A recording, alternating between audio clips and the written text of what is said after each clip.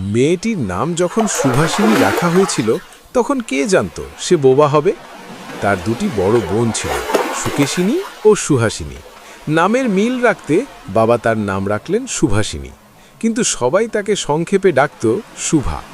সুভা কথা বলতে পারত না, কিন্তু তার দুটি বড় বড় কালো চোখ ছিল। সেই চোখে ছিল অসীম নির্জনতা।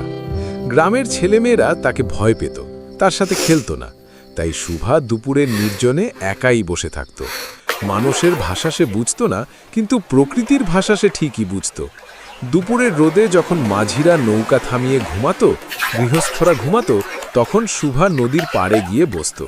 নদী যেন তার কলকল শব্দে সুভাকে অনেক গল্প শোনাত। মানুষের বন্ধু না জুটলেও গোয়াল ঘরে তার দুটি পরম বন্ধু ছিল, দুটি গাভী। একটির নাম সর্বশী, আরেকটির নাম পাঙ্গুলি। সুভা যখনই ঘরে ঢুকত, তারা সুভার পায়ের শব্দ চিনত। কখনো মা বকা দিলে বা কেউ কিছু বললে সুভা এই বোবা বন্ধুদের কাছে এসে কাঁদত।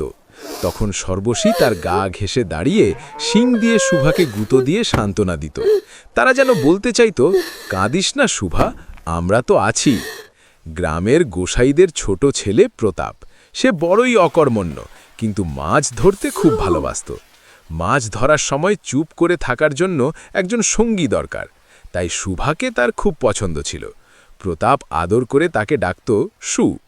সুভার বয়স বাড়ছে, বাবা মায়ের দুশ্চিন্তা বাড়ল, সমাজ নিন্দা করছে। অবশেষে ঠিক হলো সুভাকে কলকাতায় নিয়ে গিয়ে বিয়ে দেওয়া হবে। সুভা বুঝতে পারল তার এই পরিচিত পৃথিবী ছেড়ে তাকে চলে যেতে হবে। চলে যাওয়ার আগের দিন রাতে সুভা তার সেই পরিচিত নদীর তীরে গিয়ে ঘাসের উপর লুটিয়ে পড়ল। সে মাটির উপর হাত বুলিয়ে বলতে চাইল, মা, তোমরা আমাকে যেতে দিও না, আমাকে ধরে রাখো। সে শেষবারের মতো গোয়াল ঘরে গেল। সর্বশী আর পাঙ্গুলি আজ বুঝল তাদের সুভা চলে যাচ্ছে। সুভা তাদের গলা জড়িয়ে ধরে ঝরঝর করে কাঁদল। অবলা জীবগুলো আজ খাবার মুখে তুলল না। পরদিন সকালে নৌকা ছাড়ল। সুভা তার গ্রামের দিকে তাকিয়ে রইল। চিরপরিচিত নদী, ঘর, গাছপালা সব পেছনে পড়ে রইল।